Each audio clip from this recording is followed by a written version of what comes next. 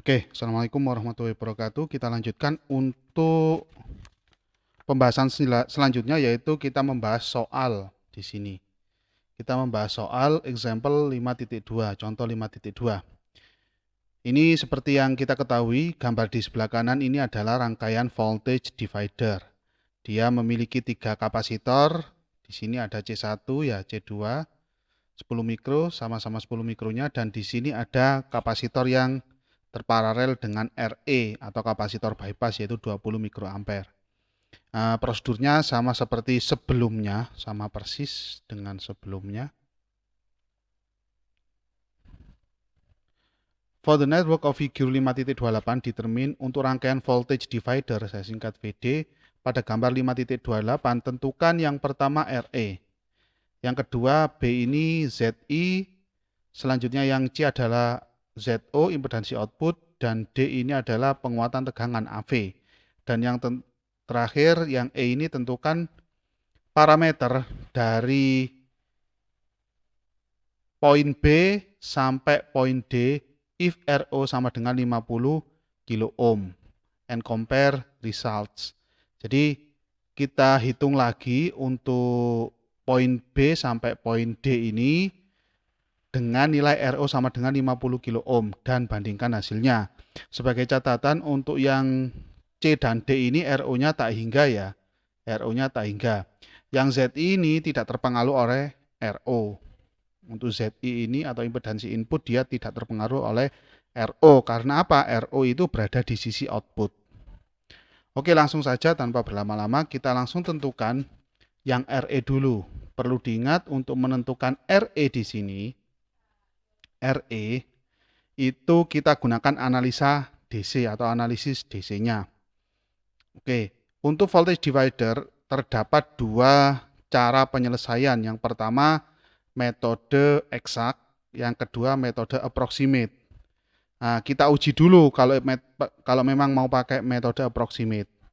Nah, apa cara mengujinya, yaitu kita tes atau kita uji apakah nilai beta RE besar ya, RE besar ini lebih besar, nilainya lebih besar 10 kali R2. Apakah benar ini? Kita cek.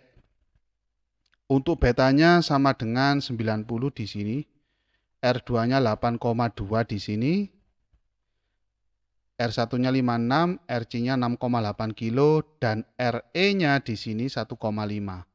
Ini RE, ini R2. Ini R1, ini RC.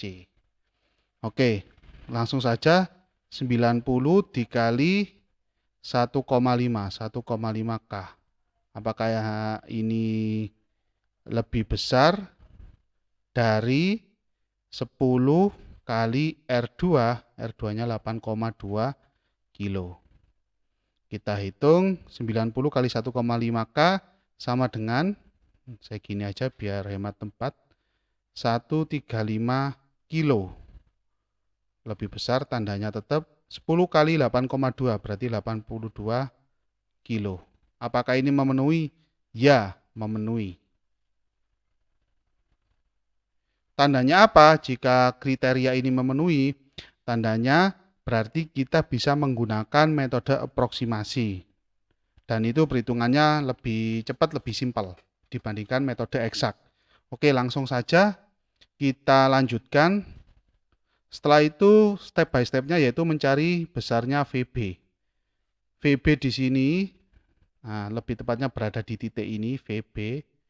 Itu rumusnya kan sama dengan pembagi tegangan itu ya, R2 per R1 plus R2 kali VCC. VCC-nya di situ 22 volt paling atas sendiri sebelah kanan di gambar. Sama dengan 8,2 kilo ohm dikali VCC, saya tulis langsung 22 volt, sebenarnya nggak usah ditulis satuannya, nggak ada masalah di sini, kali 22 per R1-nya 56 kilo plus 20, mohon maaf, kali plus 8,2 plus 8,2. sama dengan hasil VB-nya yaitu 2,81 volt. Oke, 2,81 volt. Ini VB-nya dulu. Selanjutnya setelah ketemu VB, tujuannya ini kan mencari RE, di mana rumus RE itu sudah kita ketahui bersama, RE sama dengan 26 mV per IE. Berarti dari analisa atau analisis DC ini yang harus kita cari adalah IE. Sementara ini yang sudah ketemu adalah VB. Nah, apakah ada hubungan antara VB dengan IE? Kalau secara langsung memang belum ada hubungannya. Tetapi coba kita lihat sama-sama tegangannya. Coba kita ingat-ingat dulu, ada rumus VBE di mana nilainya VBE ini 0,7 ya, sama dengan VB minus VE. Nah, dari sini bisa kita lihat, bisa kita modifikasi untuk mencari VE. Karena VE nanti ada hubungannya dengan IE. Sebagaimana yang ada di rumus RE ini. Nah, VE ini kita pindah ruas, VE menjadi sama dengan VB minus VBE. Kan jadi seperti ini. Nah, sehingga nilainya bisa kita masukkan itu VB minus VBE. Nah, maka VE sama dengan VB-nya tadi 2,81 minus VBE 0,7. Hasilnya sama dengan 2,11 volt. VE ini masih VE. Ini masih VE. Kita ganti warna. Ini masih VE. Selanjutnya adalah yang perlu kita cari IE. Nah, sebagai perantara untuk mencari RE yang ada di sini. IE sama dengan pakai hukum Ohm saja, yaitu V per R. V-nya adalah VE, R-nya adalah RE. Nah, kita tulis VE-nya 2,11, RE-nya 1,5K. Maka IE ketemunya sama dengan 1,41 miliampere. Nah, IE sudah ketemu, tinggal RE sekarang. RE bisa kita cari itu, RE-nya sama dengan 26 mV per IE-nya langsung kita tulis 1,41 miliampere. Hasilnya adalah mili sama mili bisa kita coret, sebenarnya ini nggak usah kita tulis satuannya.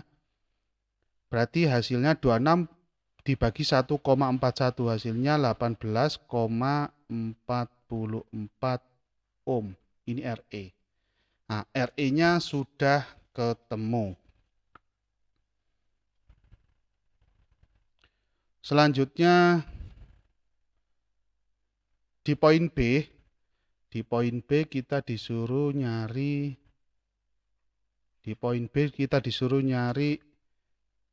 ZI, impedansi input. Tadi rumusnya ZI itu sama dengan R aksen paralel dengan beta RE. Nah, untuk yang pertama kita cari R aksen dulu, sebentar. Saya kasih garis gini aja. Kita bagi dua ya. Beta RE ini sudah ada nilainya, betanya 90, RE-nya sudah ketemu barusan yaitu 18,44 ohm. Tinggal R aksennya. R aksen ini merupakan paralel antara R1 dan R2. Di mana nilai R1 sama dengan 56 kilo diparalel dengan 8,2 kilo. Hasilnya 7,15 kilo, 7,15 kilo ohm. Nah, ini R aksen. Selanjutnya ZI bisa kita cari sama dengan R aksennya kita masukkan langsung yaitu 7,15K, kita paralel dengan betanya 90 kali RE-nya 18,44 ohm. Oke, setelah dikalkulasi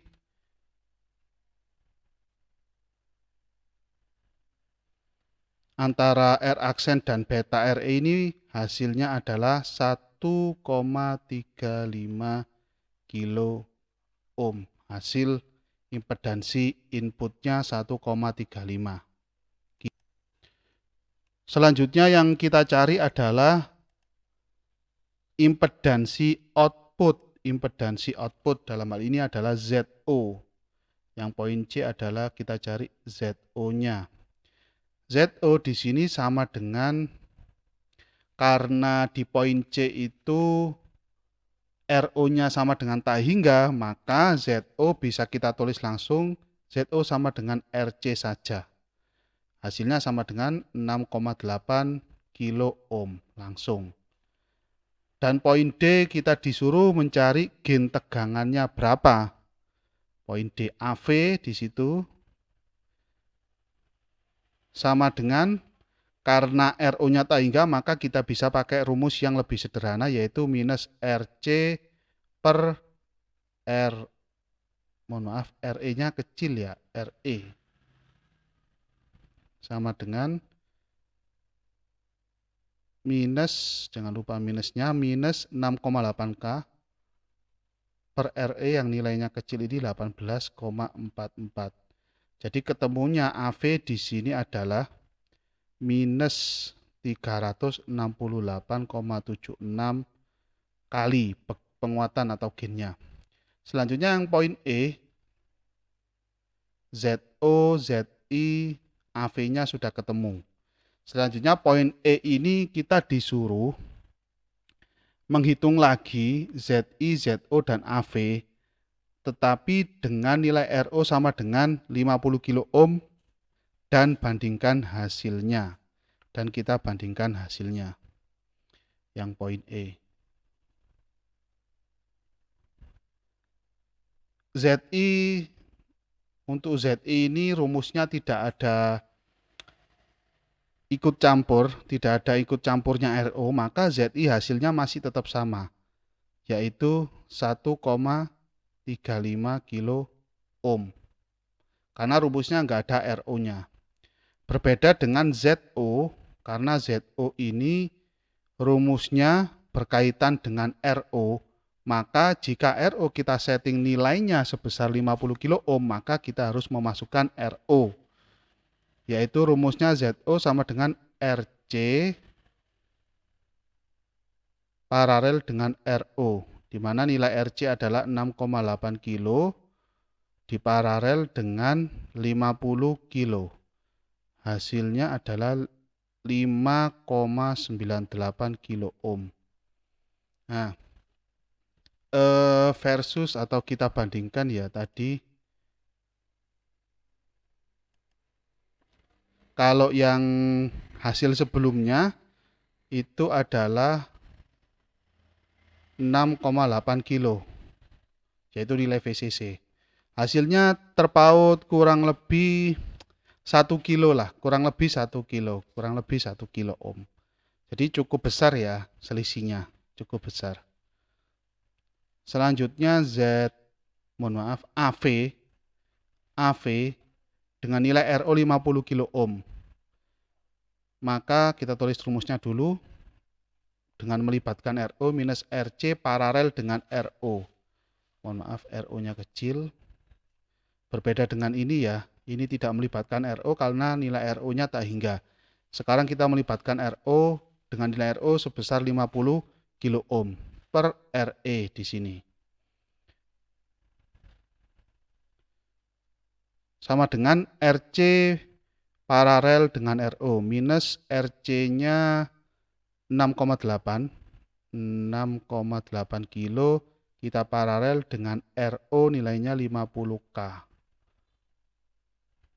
per RE, sama dengan minus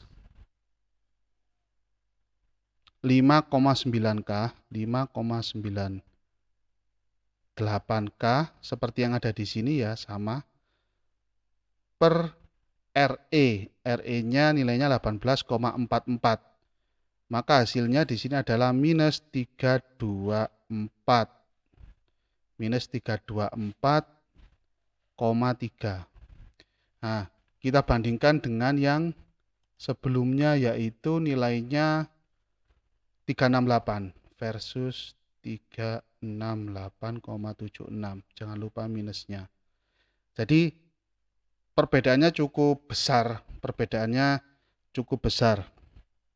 Antara yang nilai RO kita asumsikan tak hingga dengan nilai RO yang kita buat nilainya atau kita set nilainya sebesar 50 kilo ohm. Kenapa perbedaannya cukup besar antara ZO dan AV ini?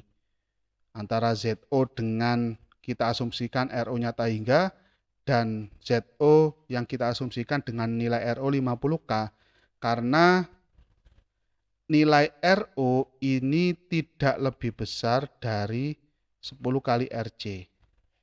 Jadi ini tidak memenuhi. Makanya selisihnya cukup jauh ya. Ini AV-nya dan yang ini adalah ZO-nya. Selisihnya cukup jauh. Jadi seperti itu. Oke. Ini adalah jawaban yang persis yang ada di dalam buku ya. Step by step-nya sama. Kita tentukan RE-nya dulu yang pertama. Tetapi sebelum kita menentukan RE, kita analisa atau analisis pada domain DC-nya.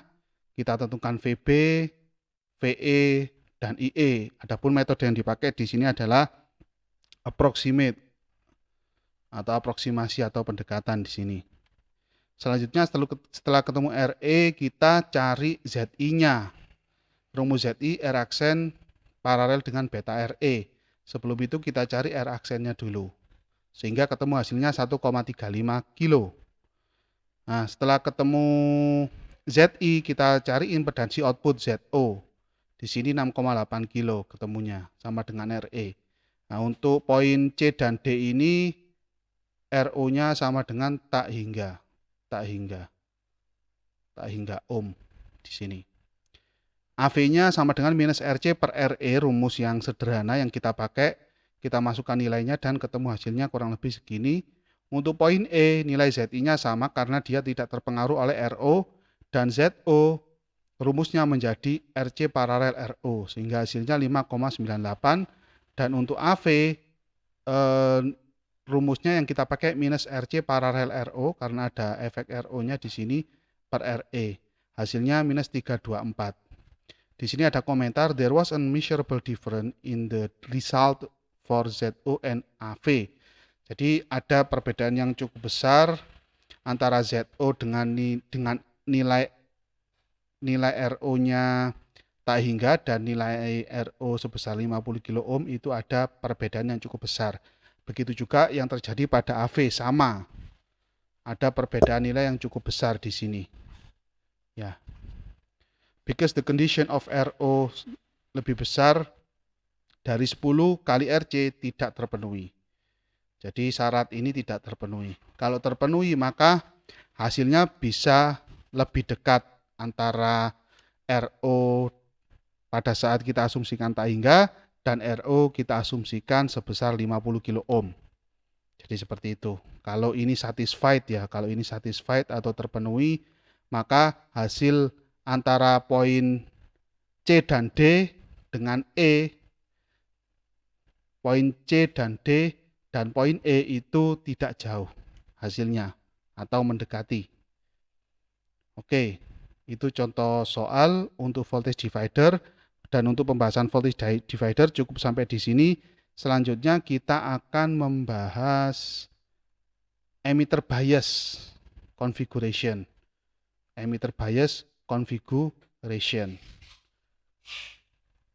Akan kita bahas pada video selanjutnya. Terima kasih.